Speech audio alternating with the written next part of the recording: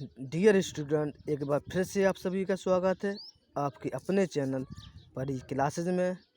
मैं राघवेंद्र यादव आज आपको यूपी बोर्ड क्लास 11 सन 2022 इंग्लिश ग्रामर का अपना टॉपिक चल रहा था, जिसमें हमने पिछले वीडियो में compound sentence to complex sentence पढ़ा चुके हैं। जिस भी स्टूडेंट ने पिछला वाला वीडियो नहीं देखा होगा तो चैनल की प्लेलिस्ट में जाकर देख सकते हैं। आज हम आपको transformation of complex sentence into compound sentence, complex sentence से कंपाउंड सेंटेंस कैसे बना देते हैं।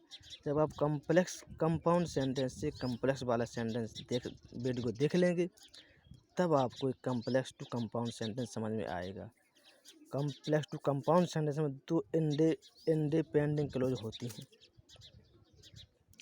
इसके भी 5 नियम हैं। Compound sentence to complex sentence बनाने से जो नियम 5 डिस्कस किए थे हमने, उसी के विपरीत नियम जो हैं कॉम्प्लेक्स टू कंपाउंड। इसमें एक प्रिंसिपल क्लॉज होती है कॉम्प्लेक्स में और एक सबऑर्डिनेट क्लॉज होती है। अब प्रिंसिपल क्लॉज क्या होती है, सबऑर्डिनेट क्लॉज क्या होता है।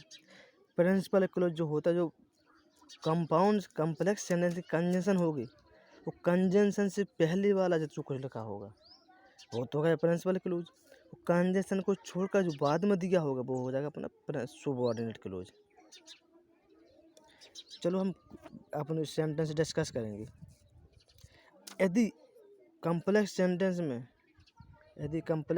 में अपनी प्रश्नवाचक चिन्ह आ जाए, जैसे भाट, बिहाट, भैन, भैयार, देयार, हेयार, जी अगर आ जाए तो इनके पहले वाला प्रिंसिपल क्लॉज हो गया और इनको छोड़ के शेष दूसरे वाला वाक्य सबऑर्डिनेट क्लॉज होगा।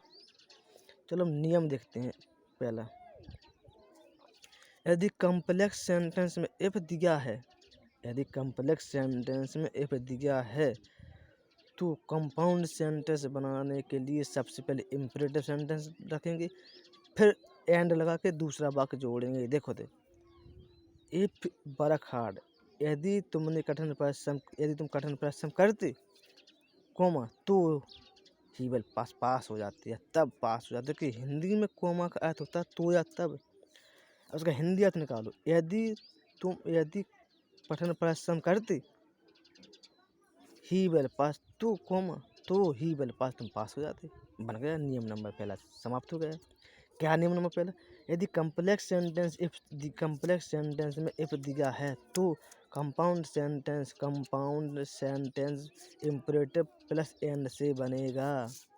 इम्परेटिव कर दिया उन्होंने, वर्क हार्ड, कठिन परिश्रम करो, और विल पास, तुम पास हो गई। अब देखिए दूसरा देखिए उदाहरण, if you search his home, यदि तुमने उसका घर सर्च किया होता, कोमा तो यू विल फाइंड, तुम उसको फाइंड कर दे। अब इसका बनाना कंपाउंड, तो इफ दिया तो अपन को इसके बाद इम्परेटिव बनाना पड़ेगा। इम्परेटिव में हमेशा यू छिपा रहता है, छिपा दो यू, इतना हटा दो, सर्च हिज होम लिख दो, तो या तब के स्थान पर एंड लगा दो, पूरा वाक्य लिख दो, हो गया। लो अब हम इससे कहेंगे कि इस ये कंपाउंड सेंटेंस है, तो इसका क्या है, इसमें एक प्रिंसिपल क्लॉज होती है, एक कोऑर्डिनेट क्लॉज होती है। अब प्रिंसिपल क्लॉज का सर्च है होम, क्योंकि यहाँ कंपाउंड का कंजंक्शन दिया है। जब कंपाउंड का कंजंक्शन दिया होता है तो कंजंक्शन का जो पहला वाक्य वो होगा प्रिंसिपल क्लॉज, वो कंजंक्शन छोड़ के जो शेष पूरा वाक्य होगा यहाँ तक वो होगा अपने कोऑर्डिनेट कंजंक्शन क्लॉज।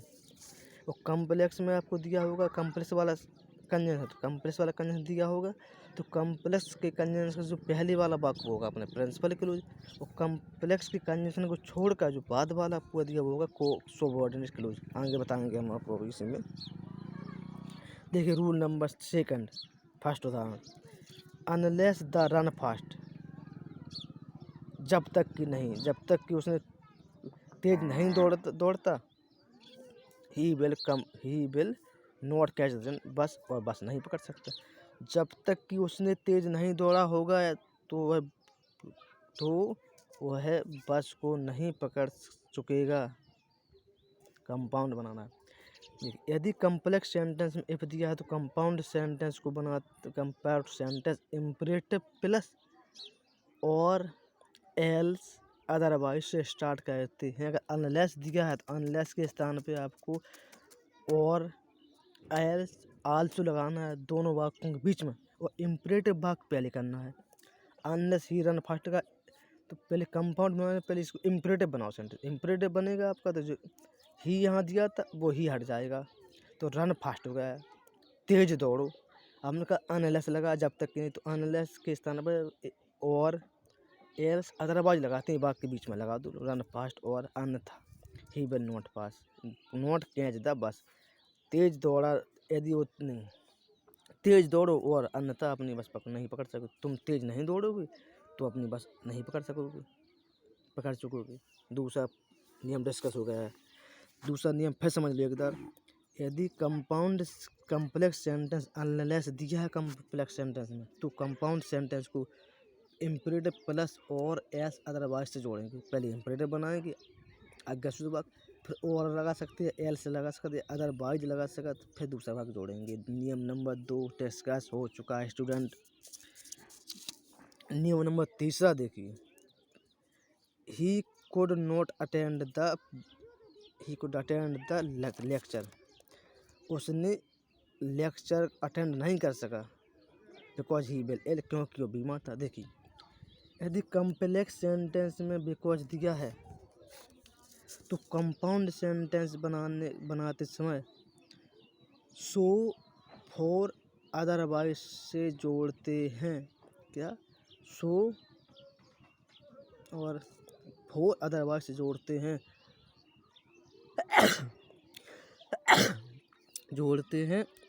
और जो कम्प्लेक्स सेंटेंस में पहला वाला वाक्य दिया उसे हम सेकंड वाला वाक्य सेकंड में बाद में लिखते हैं। जो बिकॉज के बाद वाला वाक्य रखा इसे हम पहले लिखते हैं। क्या?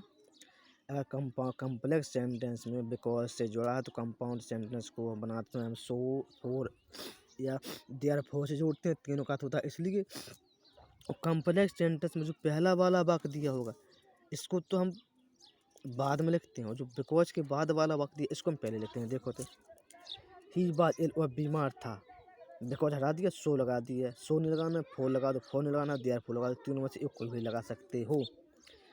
ही वाज इल, वह बीमार था, सो इसलिए he could not attend the lecture, उसने लेक्चर को अटेंड नहीं कर सका।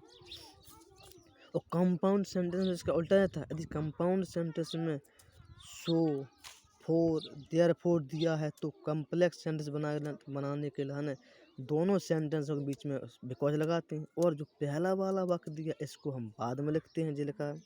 जो बाद वाला वाक्य दिया इसको हम पहले लिखते हैं, यहाँ लिख दिया है, बस हो गया है। अब दूसरा इसको दूसरे प्रकार से बना सकते हैं। He could not attend the lecture, उसने लेक्चर अटेंड नहीं कर सका, फॉर ही वाज इल, बीमार होने के कारण। इसमें 5 ही रूल हैं स्टूडेंट, 5 रूल हमने आपको बता दिए हैं। आई होप कि आपको ये 5 रूल अच्छे से समझ में आ गए होंगे। तो लाइक को शेयर सब्सक्राइब करना ना भूलना। कमेंट बॉक्स में लिख के ज़रूर बताएं स्टूडेंट को वीडियो कैसा लगा। ज़रूर ही आपको वीडियो अच्छा लगा होगा। मैं गारंटी देता हूँ कि आप ये 5 नियम कॉपी में नोट करके एक दो बार लर्न करेंगे तो मैं गारंटी देता हूँ कि कम्प्लेक्स से कंपाउंड कभी नहीं भूलोगे, या पेपर में आ जाएगा, चुटकियों में आप हल कर दोगे, आंसर मार दोगे। और कंपाउंड टू कम्प्लेक्स वाले 5 रूल लगा उसको याद कर लिया तो कंपाउंड से कम्प्लेक्स बनाना कभी नहीं भूलोगे। 10 नियम याद कर लो, आप बिल्कुल complex to compound to complex के मास्टर बन गए हो। वो कम्प्लेक्स टू कंपाउंड के मास्टर कोई नहीं भूला पाएगा, आपको कभी नहीं भूलोगे, मैं गारंटी देता हूँ स्टूडेंट कि आप इतनी मेहनत कर लीजिए आप। और चैनल को लाइक शेयर सब्सक्राइब करना ना भूलें।